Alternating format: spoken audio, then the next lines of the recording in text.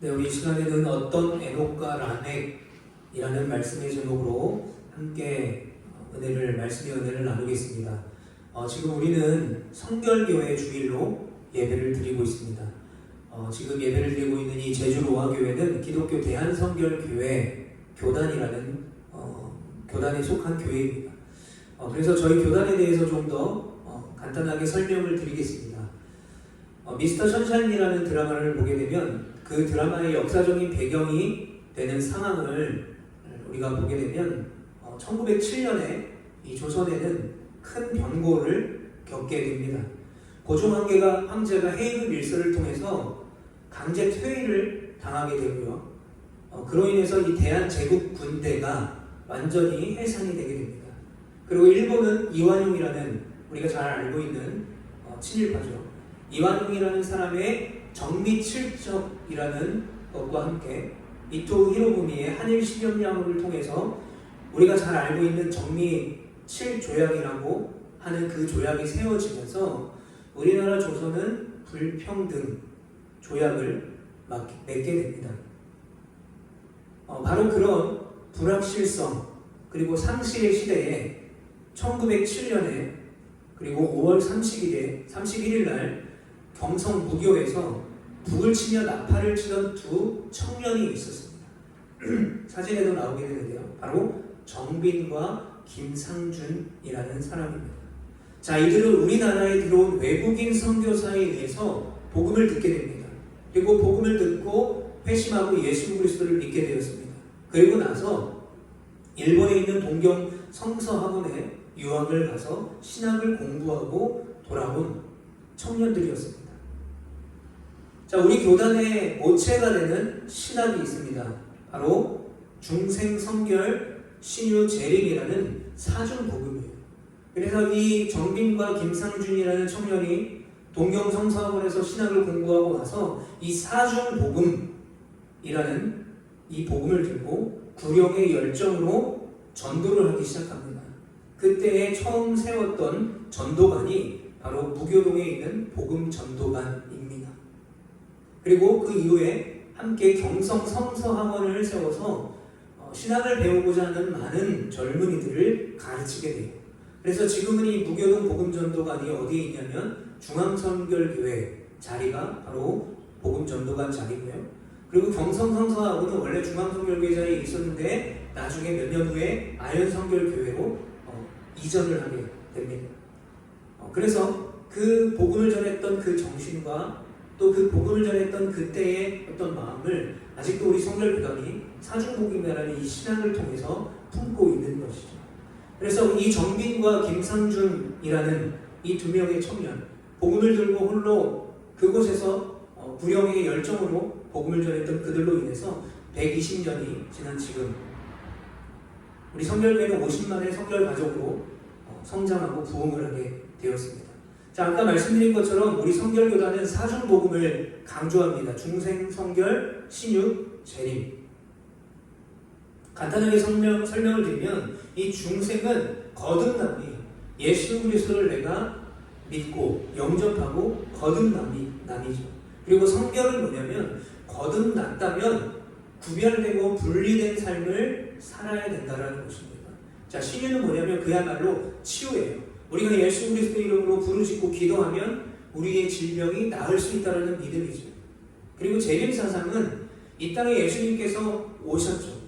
구원자로 오신 거죠. 초림이죠. 그런데 그 예수님이 십자가에 달려 죽으시고 부활하신 후에 40일 동안 제자들과 함께 하시다가 승천하셨어요. 그리고 그 승천하신 예수님께서 언제인지는 모르겠지만 다시 오신다는 거예요. 그때는 어떤 주님으로 오시냐? 심판의 재림주로 오신다는 재림 사상입니다. 그래서 우리 기독교 대한성결교회는 이 중생과 성결과 신유와 재림의 복음을 믿는 교단, 그리고 그 교회에 속한 많은 교회들이 이 사중복음을 믿고 있다는 것입니다. 자, 그런데 이 사중복음이 하나하나가 다 중요합니다. 그러나 우리 교단은 성결이라는 이름을 따서 기독교 대한성결교회, 기독교 대한성결교단이 되게 된 것이죠. 자, 그렇다면 그 사중복음 중에 성결이라는 이름을 따서 교단 이름을 정한 이유가 있을 거예요. 여러분, 성결이라는 이름의 뜻은 먼저 거룩하고 깨끗하다라는 뜻을 가지고 있습니다. 한문 자체로 해석을 한다면 거룩할 성에 깨끗할 결을 갖고 있어요. 그러니까 성결은 거룩하다, 깨끗하다라는 뜻을 가지고 있습니다. 그런데 국어사전을 보게 되면 어떤 뜻을 가지고 있냐면 뜻이 높고 위대하다 라는 뜻으로 정의를 하고 있어요. 자, 뜻이 높고 위대하다, 결국 이것을 우리가 우리의 신앙에 적용을 해본다면 뜻이 높고 위대한 삶이라고 할 수가 있어요. 결국 그건 뭘까요? 뜻이 높고 위대한 삶, 거룩하고 깨끗한 삶. 뭐죠? 거룩함이죠. 거룩함이에요. 성결입니다. 그래서 우리가 성경에서 어떤 더 정확한 의미를 찾아본다면 구약에서는 이 거룩함이라는 뜻, 성결이라는 뜻을 가지고 있는 거룩함을 코데시라고 말하고 있습니다. 그리고 신약에서는 하기야주라는 말을 쓰고 있는데 이 모든 구약과 신약에서 나오는 이 거룩함이라는 단어를 우리가 종합적으로 살펴본다면 이런 뜻을 가지고 있는 거예요. 세속적인 것에서 구분되었다. 세속적인 것에서 분리되었고 높은 영역에 속했다는 거죠. 결국 그게 뭐예요? 거룩함, 성결이다라는 것입니다. 그러니까 우리가 중생성결 신유재림의 그 사중복을 믿는 교회로서 또 우리가 성결인이라는 어떤 타이틀을 가진 사람으로서 이 땅을 살아갈 때에 저렇게 살아가야 된다는 거예요. 세속적인 것에서 구분되어져서 분리되어져서 더 높은 영역에 속해서 거룩하게 살아가야 되는 책임이 우리 그리스도인들에게 주어졌다라는 것입니다. 자, 하나님께서 에덴 동산에서 아담과 하와를 창조하셨죠. 그때 하나님께서 뭐라고 말씀하셨습니까? 보시니 참 좋았다. 그러니까 최상급으로 표현하고 계신 거예요. 너무 좋았다는 거예요. 그러니까 그 전에 해도 만들고 달도 만들고 바다도 만들고 다 만드셨지만 그 무엇보다 인간을 만드시고 참 좋았다라고 말씀하셨어요. 자, 그 말은 뭐냐면 아담과 하와가 창조되었을 때의 인간은 완전한 거룩의 수준에 있었다는 거예요. 그런데 어떻게 됩니까? 인류가 죄를 짓기 시작하죠. 그리고 선과 악을 스스로 판단하기 시작합니다. 결국 그들의 결과는 어떻죠? 계속해서 죄를 짓게 돼요. 점점 그 죄가 커져갑니다. 자, 오늘 본문, 우리가 읽은 본문은 인류 최초의 살인자이자 에덴 동산에서 쫓겨난, 죄로 인해서 에덴 동산에서 쫓겨난 아담과 하와의 첫째 아들 가인의 이야기가 전제가 되는 스토리입니다. 자, 가인이 동생 아벨을 죽입니다. 그리고 살인의 대가로 인해서, 그리고 하나님으로 인정하지 않은 그 결과로 인해서 어떻게 됩니까? 하나님으로부터 저주를 받게 돼요. 어떤 저주를 받냐면 세 가지의 저주를 받습니다. 첫 번째는 이 땅 저 땅을 전전하는 자, 유린하는 자가 됩니다. 그리고 이 땅 저 땅을 가서 농사를 지어도 열매를 많이 얻을 수가 없어요. 세 번째, 가인을 만나는 사람들마다 가인을 죽이려고 한다는 거예요. 이런 저주를 받고 쫓겨나게 됩니다. 이때 가인이 항의하죠. 하나님, 제발 저 좀 살려주세요. 저 죽기 싫습니다. 그래서 하나님께서 어떻게 하십니까? 가인에게 표 하나를 주세요. 어떤 표입니까? 만약에 누가 너를 죽인다면 너가 나에게 받은 벌의 7배를 줄 거야 라는 거죠. 결국 하나님께서는 그 죄를 지은 가인도 그의 생명을 보전시켜 주셨어요. 자, 그래서 우리가 앞으로 나눌 이야기는 이런 배경을 가지고 있는 가인의 후손들에 대한 이야기를 함께 나누고자 합니다. 자, 가인은 이제 하나님께 저주를 받아서 사람들을 떠나서 어디에 살게 되냐면 에덴 동쪽에 있는 노시라는 땅에서 살게 돼요. 그리고 그곳에서 살면서 아들을 낳게 됩니다. 그리고 그 땅에서 계속해서 이제 가인의 후손들이 계속해서 태어나게 되는 거죠. 그런데 우리가 가인의 후손의 이름의 명단을 계속 보게 되면 우리에게 매우 친숙한 인물 2명이 등장을 하게 됩니다. 한 명은 에녹입니다. 에녹. 또 한 명은 라멕이에요. 자, 우리에게 왜 익숙한 이름입니까? 에녹. 하나님과 동행하다가 뭐한 사람이죠? 승천한 사람이에요. 자, 라멕은 누굴까요? 라멕? 네? 라멕은 노아의 아버지죠. 가장 오래 산 사람은 이따가도 말씀드렸지만 무드셀라라는 사람입니다. 무드셀라. 라멕은 노아의 아버지예요. 자, 우리가 잘 알고 있는 에녹과 라멕은 누구의 후손일까요? 셋의 후손이에요. 그러니까 가인의 후손이 아니라 하나님께서 아벨 대신에 주신 셋의 후손 중에 우리가 잘 알고 있는 에녹과 라멕이 등장하는 거죠. 그래서 창세기 5장에 보게 되면 에녹이 태어났는데 에녹은 하나님께서 동행하시다가 데려가십니다. 그리고 아까 얘기했던 무드셀라 969살까지 살았던 무드셀라의 아들이 라멕이에요. 그리고 라멕의 아들이 누군가요? 노아예요. 거의 맞출 수 있었는데, 그죠? 근데 우리가 잘 아는 에녹과 라멕의 이야기는 셋의 자손입니다. 자, 그러면 우리가 이제 PPT를 한번 보시면요, 창세기 4장과 5장의 족보에 대해서 그림을 보실 수가 있습니다. 이 그림을 보시면서 한번 말씀을 계속해서 들어보시면 좋겠어요. 자, 오늘 본문 17절에 보면 가인의 후손의 이름이 나와요. 가인의 후손입니다. 그런데 가인의 후손에도 에녹이 태어나요. 자, 가인의 후손, 가인의 아들이 바로 에녹이죠. 별표로, 회색 별표로 되어 있습니다. 그런데 이 가인이 에녹을 낳은 기념으로 뭘 하냐면 성을 쌓아요. 그리고 그 성의 이름을 아들의 이름을 따서 에녹이라고 부르게 됩니다. 자, 그리고 18절을 보게 되면 아담의 7대 손이자 에녹의 5대 손, 그리고 가인으로 따지면 6대 손이죠. 또 한 명의 인물이 탄생합니다.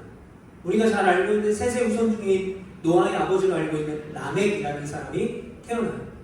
자, 그런데 19절 말씀을 보면 이 가인의 후손의 라멕이 뭘 하냐면 아내를 맞이하게 되는데 두 아내를 맞이해요. 그러니까 에덴 동산에서 하나님께서 세우신 언약은 뭐예요? 일부일처제였어요. 그런데 그 하나님의 세우신 계획이 라멕 때부터 깨어지게 됩니다. 자, 그런데 더 큰 문제가 있어요. 이 라멕이라는 인물을 우리가 좀 더 살펴볼 건데 더 큰 죄의 문제가 있습니다. 23절과 24절을 보게 되면 라멕이 아내들에게 이르되 아나와 실라여 내 목소리를 들으라. 라멕의 아내들이여 내 말을 들으라. 나의 상처로 말미암아 내가 사람을 죽였고 나의 상함으로 말미암아 소년을 죽였도다. 이렇게 말하고 있어요. 뭐라고 말하냐면 누군가가 나에게 상처를 입혀서 내가 그 사람을 죽였고 어떤 소년이 나에게 상함을 입혔다는 거예요. 상처. 근데 그것 때문에 그 소년을 죽였다는 거죠. 자, 지금 가인의 6대 손인 이 라멕에 대해서 설명하고 있는데 어떤 점을 설명하고 있느냐면 그가 얼마나 사악한 사람인가, 그가 얼마나 죄인인가, 그가 얼마나 하나님 없이 살고 있는가를 적나라하게 보여주고 있는 거예요. 우리가 그것을 어떻게 알 수 있냐? 23절과 24절에 나라는 단어로 표현하고 있는 단어가 5번이 나와요. 내 목소리를 들으라. 내 목소리. 내 말을 들으라. 내 말. 그리고 내가, 나의. 그리고 24절을 보면 가인을 위하여는 벌이 700일째인데 나를 위하여는 이라고 하지 않고 라멕을 위하여라고 본인이 이름으로 표현하고 있어요.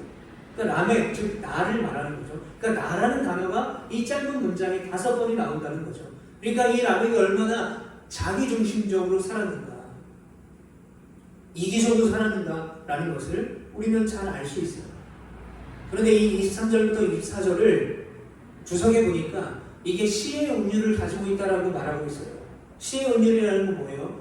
노래라는 거예요. 노래. 지금 라멕이 노래를 부르고 있는데 누구를 향해서 노래를 부르고 있냐면 아담과 실라에게 두 아내를 향하여 노래를 부르고 있는 거예요. 그런데 그 노래의 내용이 뭡니까? 자신이 사람을 죽인 내용, 소년을 죽인 것을 마치 모욕담처럼 늘어놓듯이 노래로 부르고 있는 거예요. 자기가 살인한 내용.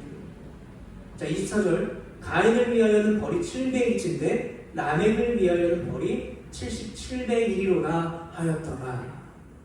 자, 이게 이 24절 말씀이 이 라멕이 얼마나 죄인인가를 너무나 잘 표현해주고 있는 본문이에요. 왜 그럴까요? 가인을 죽이면 하나님께서 7배를 주신다고 약속하셨죠. 그건 누가 약속하셨어요? 하나님이 약속하신 거예요. 그런데 라멕이 뭐라고 말하냐면 나를 해코지하면 77배로 갚아줄 거야 라는 거예요. 그럼 누가 갚아주는 거예요? 가인은 하나님이 약속해 주셨으니까 하나님이 갚아주시는 건데 라멕은 하나님이 약속해 주지 않으셨죠. 그러니까 라멕은 뭐라는 거예요? 누군가가 나를 해코지하거나 나를 건드리면 나는 77배로 저들에게 보응할 거야 라는 고백인 거죠. 바로 이 라멕의 노래, 이 노래를 통해서 가인의 후손이 얼마나 죄 가운데 있었는가 라는 것을 우리는 알 수가 있는 것입니다. 자, 또 한 가지를 예를 말씀드리면요. 자, 표를 보시면 아담의 7대 손이 누구죠? 라멕입니다. 회색 별표로 되어 있죠. 그리고 아담의 7대 손 중에 셋의 후손이 있죠. 누구죠? 주황 별표 있는 에녹이라는 사람이에요. 그러니까 아담의 같은 7대 손이지만 이제 셋의 1, 2, 3, 4, 5, 6 셋의 6대 손이 되는 에녹이죠. 그러니까 가인의 6대 손이었던 라멕과 셋의 6대 손이었던 에녹, 이 두 사람을 한번 비교해 볼 건데 같은 아담으로서의 7대 손이에요. 그런데 시기적으로 본다면 이 라멕이 에녹보다 한 100년 정도 앞서서 태어났어요. 그러니까 라멕과 에녹의 나이 차이는 100살 정도가 난다라고 추정을 합니다. 그런데 100살 정도 차이가 나면 같은 시대에 살아갈 수가 없죠. 지금으로 따지면. 그런데 이때에는 평균 수명이 지금보다 10배라고 신학자들이 추정을 합니다. 그러니까 아마도 100년 차이라고 한다면 이 아담의 7대 손인 라멕과 아담의 똑같은 7대 손인 이 에녹, 즉 가인의 후손과 셋의 후손의 차이만 갖고 있는 이 라멕과 에녹이 동시대에 살고 있었을 거라고 추정을 한다는 거예요. 제가 말씀드리고 싶은 것은 이거예요. 동시대에 살았던 이 라멕과 에녹이 완전히 다른 삶을 살아가고 있었다는 거예요. 같은 아담의 후손이었어요. 그러나 가인의 후손이었던 라멕과 셋의 후손인 에녹은 동시대를 살았던 인물이지만 완전히 다른 삶을 살았던 거예요. 그러니까 우리가 앞서서 말씀드렸던 것처럼 라멕에 대해서 나눴죠. 가인의 후손인 라멕, 어떤 사람이에요? 죄 사함의 절정이잖아요. 누가 나를 해코지하면 내가 77배를 갚을 거야. 소년을 죽인 얘기, 사람을 죽인 얘기를 서슴없이 무용담처럼 늘어놓는 죄인이었죠. 자, 그런데 셋의 후손인 에녹은 하나님과의 동행함의 대명사가 된 거죠. 어떻게 이렇게 같은 시대를 살았던 사람으로서 다른 삶을 살았을까라는 거예요. 바로 가인의 후손과 하나님의 거룩한 셋의 후손의 전혀 다른 삶을 말해주고 있는 거예요. 자, 그런데 더 중요한 문제가 발생합니다. 이제 시간이 좀 더 흘러서 보게 되면 노아라는 사람이 이제 아담의 10대 손으로 태어나게 됩니다. 이 노아가 태어났을 때 이때에 중요한 문제가 생겨요. 창세기 6장 1절부터 3절을 제가 읽어드리겠습니다. 사람이 땅 위에 번성하기 시작할 때에 그들에게서 딸들이 나니 하나님의 아들들이 사람의 딸들의 아름다움을 보고 자기들이 좋아하는 모든 여자를 아내로 삼는지라. 자, 2절까지 말씀인데요. 자, 사람이 땅 위에 번성하기 시작할 때에 그들에게서 딸들이 났다 라고 말해요. 사람의 딸들을 말하는 거예요. 그리고 하나님의 아들들이 라는 단어가 나와요. 자, 이 하나님의 아들과 사람의 딸들이라는 표현을 하고 있는데 하나님의 아들들은 셋의 후손을 말하는 거예요. 사람의 딸들은 가인의 후손들을 말하는 거예요.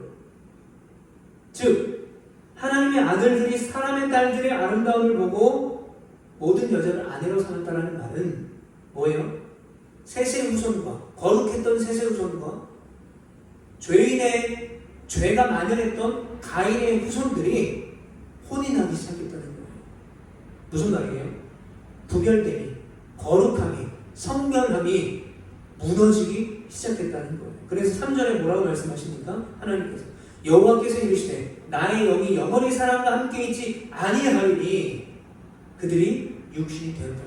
하나님의 영이 더 이상 그들과 함께 있지 아니한다는 거예요. 왜요? 하나님의 딸들과 사람의 딸들이 서로의 아름다움을 보고 결혼하기 시작, 거룩함이 무너지기 시작했다는 거예요. 이어서 그래서 창세기 6장 5절부터 7절에 뭐라고 말하냐면 여호와께서 사람의 죄악이 세상에 가득함과 그의 마음으로 생각하는 모든 계획이 항상 악할 뿐임을 보시고 땅 위에 사람 지으셨음을 한탄하사 마음에 근심하시고 이르시되 내가 창조한 사람을 내가 지면에서 쓸어버리되 사람으로부터 가축과 기는 것과 공중의 새까지 그리하니니 이는 내가 그것들을 지었음을 한탄함이니라 하시니라. 앞서 말씀드린 것처럼 아담과 하와는 하나님이 창조하실 때에 최상급으로 심히 좋았다, 완전한 거룩함의 수준에 있었어요. 그런데 지금 어떻게 됩니까? 셋의 후손도 가인의 후손도 결국은 죄에 뒤섞여서 거룩함을 잃어버렸던 거예요. 그러니까 뭐라고 말했어요? 하나님이 심히 좋았다라고 인간을 보시며 말씀하셨던 하나님께서 그들을 보시고 사람을 지으신 것을 후회하신다는 거예요. 그 땅에서 그들을 쓸어버리기로 결정하십니다. 자, 그래서 노아의 방주를 통해서 하나님께서는 노아와 가족들과 가축들을 살리고 모든 지면에 있는 죄인들을 다 쓸어버리십니다. 자, 여기서 우리가 꼭 기억해야 될 것이 있어요. 아까 우리가 가인의 후손에 대해서 나눴죠. 죄가 만연했던 가인의 후손. 그러나 반대로 셋의 후손은 어땠습니까? 거룩했죠. 구별이 있었죠. 그러니까 우리가 여기서 깊이 생각해 봐야 될 것은 이거예요. 죄가 만연했던 가인의 후손이나 거룩했던 셋의 후손이나 또는 그 셋의 후손 중에서도 하나님의 은혜를 입었던 성천했던 에녹이나 노아의 아버지 라멕일지라도 하나님 앞에서 절대로 완전히 거룩해질 수 없는 연약한 인간이라는 것을 우리는 창세기 말씀에서 찾아볼 수가 있는 거예요. 그러니까 우리는 절대로 우리 스스로의 힘으로 거룩해질 수 없다는 거예요. 물론 셋의 후손들이 거룩했죠. 에녹이 하나님 앞에 하나님과 동행하다가 승천했죠. 그리고 라멕은 노아를 낳고 이 땅에 죄가 만연했을 때 하나님께서 이 노아를 통해서 위로해 주실 것이다 라는 소망의 메시지를 선포했어요. 당대의 의인인 노아를 낳았던 것은 그 아버지 라멕이 의로운 삶을 살았기 때문에 그 아들도 그런 삶을 살 수 있었던 거예요. 물론 거룩함이 유지가 되었죠. 그러나 종국에는 어떻게 됩니까? 가인의 후손과 셋의 후손이 섞여 혼인하게 돼요. 구별됨과 성결이 무너지게 되었다는 거죠. 그러면 우리는 절대 거룩해질 수 없는 연약한 인간이라고 성경에서도 말씀하고 있고 지금 우리가 인정하고 있다면 그러면 우리가 거룩해질 수 있는 방법은 뭐냐는 거예요. 결국은 하나님의 은혜가 필요한 거예요. 하나님의 은혜. 왜 그렇죠? 앞서도 말씀드린 것처럼 우리는 스스로 거룩해질 수 없기 때문입니다. 우리는 스스로 내가 성결한 삶을 살아야지 라고 한다고 우리가 성결해질 수 없기 때문입니다. 그래서 우리에게 필요한 게 뭘까요? 우리 교단에게, 우리 교회에게 필요한 것이 뭐겠습니까? 바로 하나님의 은혜예요. 우리를 부자되게 하시고 우리 질병을 치유하시는 그런 은혜가 아니라 나를 십자가에서 구원해 주신, 나 같은 죄인을 구원해 주신 그 십자가의 보혈의 은혜가 우리에게 필요한 거예요. 그래서 하나님께서 인정하신 거룩은 뭐냐면 죄를 덮어주시는 하나님의 은혜가 있을 때에만 거룩함이 가능할 수 있다는 것입니다.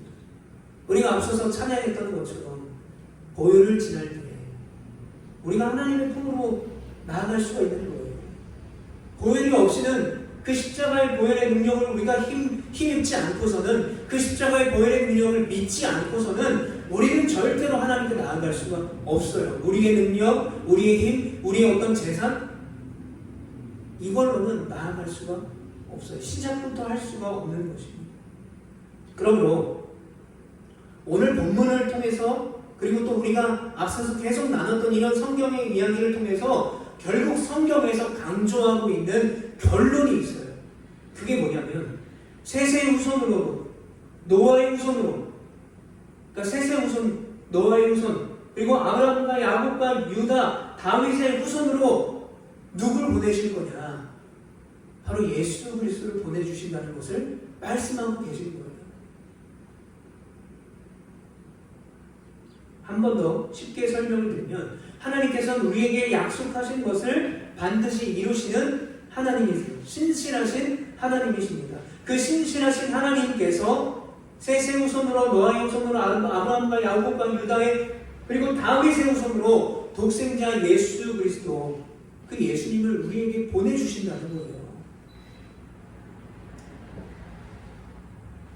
그러면 왜 가인의 후손들과 이 셋의 후손들의 이야기를 이렇게 하고 있는가? 결국 우리는 우리의 힘으로 절대로 거룩해질 수 없다는 거예요. 십자가의 은혜가 우리에게 필요하다. 예수 그리스도가 우리에게 필요하다라는 것을 강조하고 있는 거예요. 그 예수 그리스도의 대속을 믿고 예수님을 영접할 때 우리의 죄는 없어지는 것이 아니라 보혈의 은혜로 덮어지는 거예요. 그리고 세상에서 우리를 분리해 주시고 거룩하다라고 인정해 주시는 거예요. 여러분, 우리가 예수 그리스도를 믿는 순간부터 우리가 완전히 거룩해지는 것이 아니에요. 우리는 절대로 거룩해질 수 없어요. 완벽하게 거룩해질 수가 없어요. 그러나 하나님의 십자가의 은혜, 그것을 믿으면 우리를 거룩하다라고 인정해 주신다는 거예요. 결국 이게 뭐예요? 이 과정이 중생과 성결의 과정이에요. 그러면 성결한 삶은 어떤 삶이에요? 그 중생과 성결의 과정을 경험한 사람들이 예수 그리스도를 믿는 사람들이라면 결국은 성결한 삶, 거룩한 삶, 그것을 우리가 살아내야 된다라는 것입니다. 쉽게 말씀드리면 우리가 믿었다면 그렇게 살아가야 된다는 거예요. 성결한 그리스도인으로 받은 은혜대로 듣고 결단한 말씀대로 살아가야 한다라는 것입니다. 여러분, 지금 우리가 살아가고 있는 이 시대는 노아가 방주를 만들 때 하나님이 온 땅에 있는 사람들을 다 쓸어버리려고 했을 때보다도 더 악한 시대를 살아가고 있습니다. 많은 사람들이 뭐라고 말해요? 말세라고 말해요. 또 많은 그리스도인들이 이제 주님께서 다시 오실 때가 얼마 남지 않았다라고 말해요. 왜 그렇게 말할까요? 세상이 너무 악한 거예요. 세상에 너무 하나님의 권위가, 그 복음의 능력이 없는 거예요.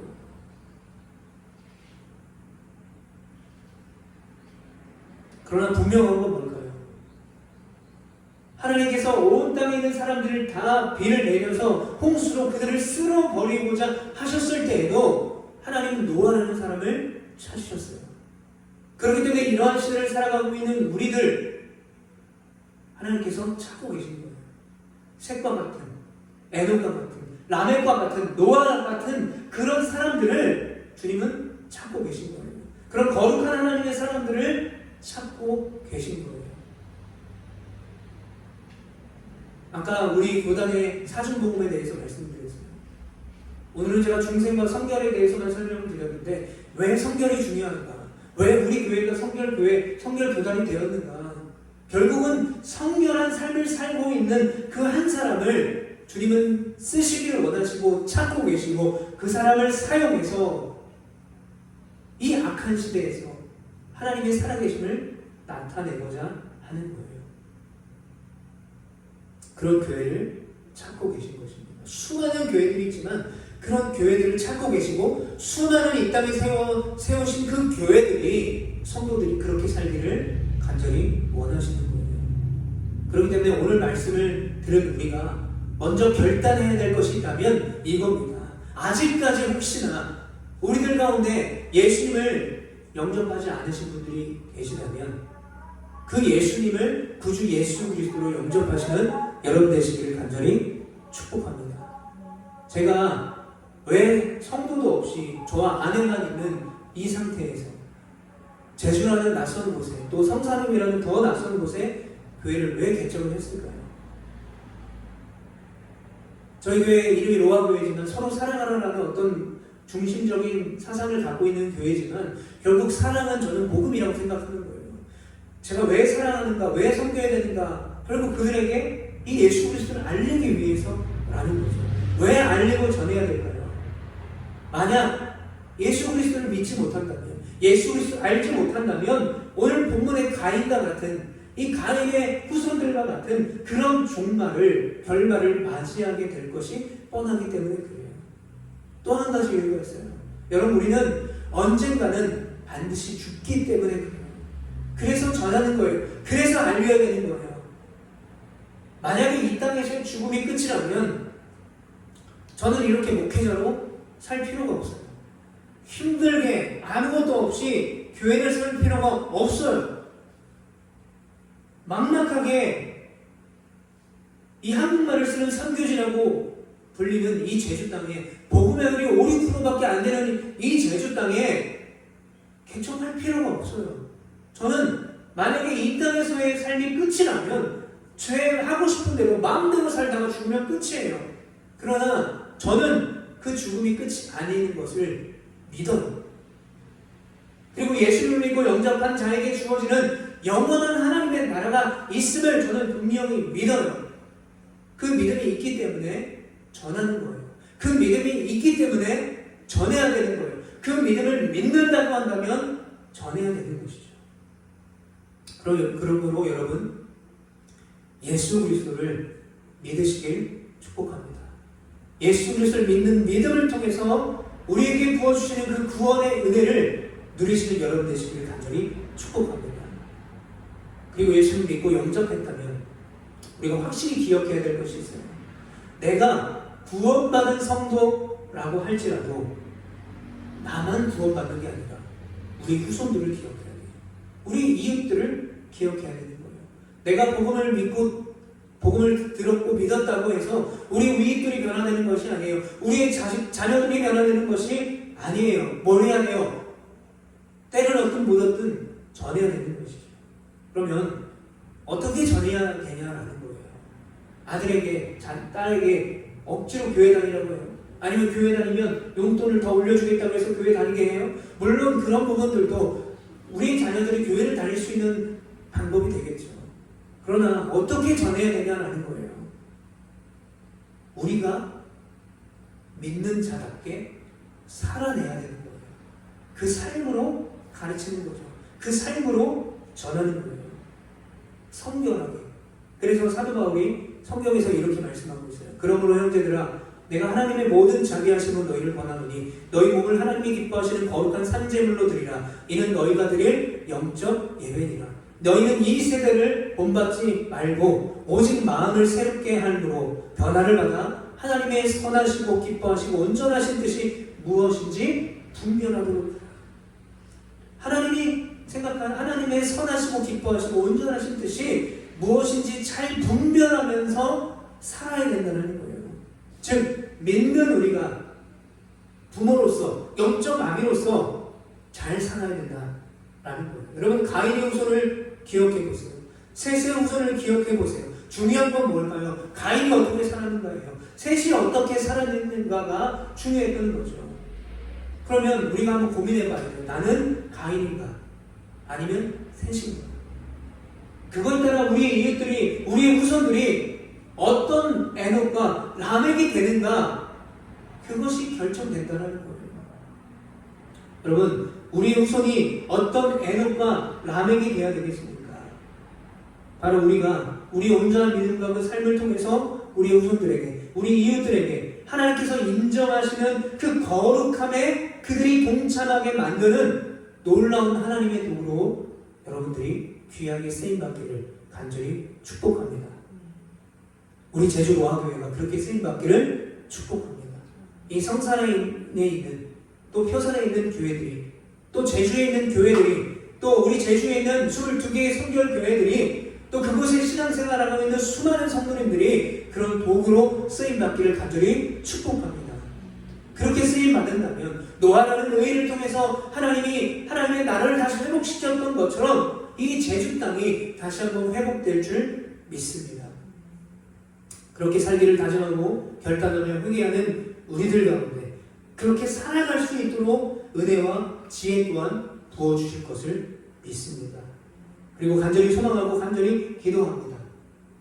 우리 삶을 통해서, 성결한 삶을 통해서 우리가 그 성결한 삶으로 우리의 후손들과 우리의 사랑하는 이웃들과 잃어버린 영혼들이 셋의 후손이었던 선했던 라멕과 에녹이 되게 하는 그런 과정 가운데 귀하게 쓰임받을 수 있는, 그런 도구로 쓰임받을 수 있는 축복을 누릴 수 있는 우리 모두가 되기를 간절히 기도합니다. 기도하겠습니다.